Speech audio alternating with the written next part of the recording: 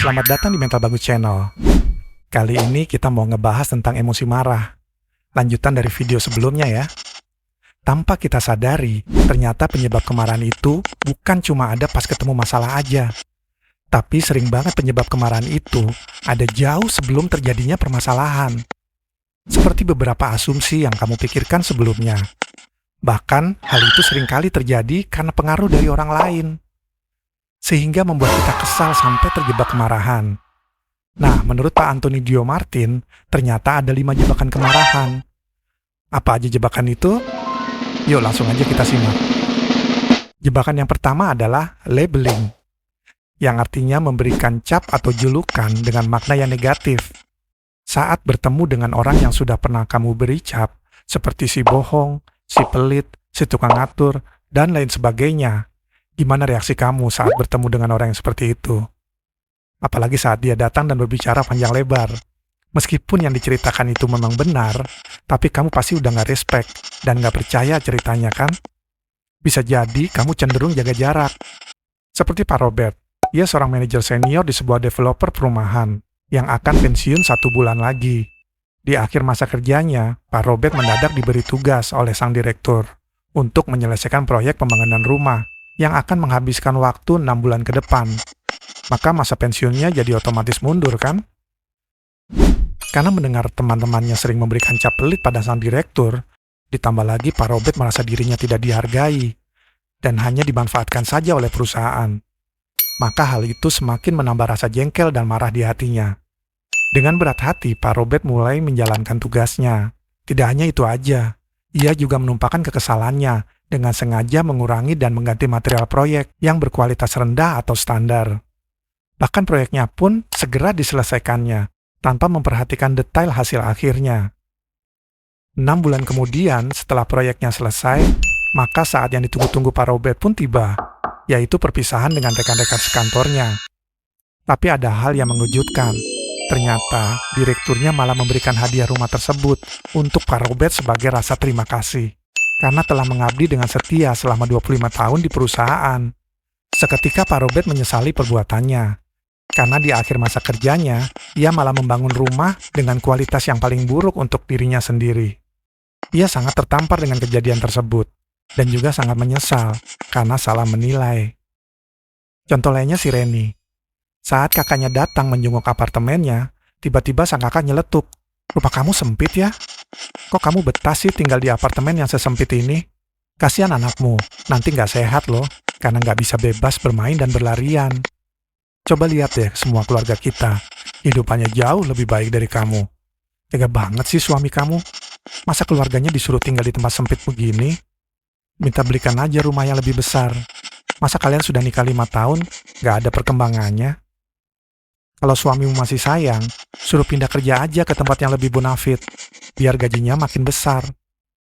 Setelah kakaknya pulang, Reni mulai merenung. Dia melihat rumah yang tadinya nyaman, tiba-tiba jadi gak nyaman, bahkan terasa sempit sekali. Saat suaminya pulang kerja, Reni pun mulai membicarakan tentang apartemen mereka dengan berbagai macam kekurangannya. Reni jadi mulai kesal. Ia memaksa suaminya untuk pindah kerja agar dapat membeli rumah yang lebih besar. Dan akhirnya mereka pun bertengkar hebat. Hal tersebut terjadi karena Reni terpengaruh kakaknya yang memberikan cap pada suaminya yang tega dan gak sayang keluarga. Nah, sebaiknya hindari kebiasaan memberikan label atau cap yang tidak baik. Pemberian label itu membuat kita tidak bisa melihat kenyataan yang sebenarnya. Banyak loh keretakan rumah tangga, karir, hingga hidup seseorang jadi hancur berantakan hanya karena berawal dari pemberian cap atau julukan yang buruk. Jebakan yang kedua adalah mind reading, yakni mencoba menerka apa yang dipikirkan seseorang tanpa mencari tahu kebenarannya. Hal itu terjadi pada Aga. Ia seorang atasan yang suka memakai bahasa tubuh, seperti kedipan mata atau berdehem, dan ia mengharapkan anak buahnya untuk mengerti apa maksudnya. Ketika anak buahnya tidak melakukan apa yang diharapkan, maka ia menjadi marah. Kejadian lainnya seperti pasangan muda ini. Tony sering mengeluh karena merasa istrinya selalu marah-marah di rumah, yang menganggap dirinya tidak sensitif dan tidak peka. Tetapi saat ditanya Tony apa maunya, istrinya hanya menjawab, "Mestinya kamu sebagai suami tahu apa yang pasangan inginkan." Tony jadi bingung, karena tidak tahu apa yang harus ia lakukan pada pasangannya. Sementara istrinya berharap Tony bisa membaca pikirannya sebagai pasangan. Jadi, jebakan mind reading itu sama artinya dengan mengharapkan orang lain mengerti kemauan kamu. Atau kamu merasa bisa membaca maunya orang lain tanpa konfirmasi. Cara untuk mengatasi kebiasaan jebakan mind reading ini sebenarnya mudah, yakni berkomunikasi dengan saling menghargai. Jangan terburu-buru berasumsi. Cobalah untuk lebih banyak bertanya dan mengkonfirmasi pemahaman kamu agar bisa terhindar dari jebakan kemarahan serta penyesalan. Jebakan ketiga adalah fortune telling. Seringkali kita berperilaku dan bersikap seakan-akan tahu pasti apa yang terjadi, sehingga membuat kita jengkel dan marah. Sebagai contoh, Ajeng, yang menunggu suaminya untuk makan malam di rumah. Setelah 1 jam menunggu, suaminya belum datang juga. Apalagi saat dihubungi, HP-nya tidak diangkat. Dan ketika menghubungi ke kantor, infonya suaminya sudah pulang. Dengan jengkel, Ajeng berpikir bahwa suaminya pasti lupa dan hangout dengan teman-temannya sampai HP-nya tidak diangkat. Dengan penuh amarah, semua makanan yang sudah disiapkan susah payah akhirnya dibuang Ajeng ke dalam tempat sampah. Saat 2 jam kemudian, suaminya pulang. Ternyata ia mengalami kemacetan karena ada kecelakaan beruntun. Sialnya lagi baterainya habis dan lupa bawa charger hingga tidak bisa dihubungi. Saat tahu sang istri sudah terlanjur membuang makan malam mereka ke tempat sampah, seketika itu ributlah mereka. Nah, untuk menghindari jebakan fortune telling, maka kita harus cek dan recheck realitanya. Bila ternyata dari hasil cek realita itu tidak ada yang bisa disimpulkan, sebaiknya tetap aja berpikir positif. Karena seringkali terjadi asumsi dengan cara menebak-nebak, hanya akan membuat situasi bertambah runyam. Jebakan keempat adalah exaggerating.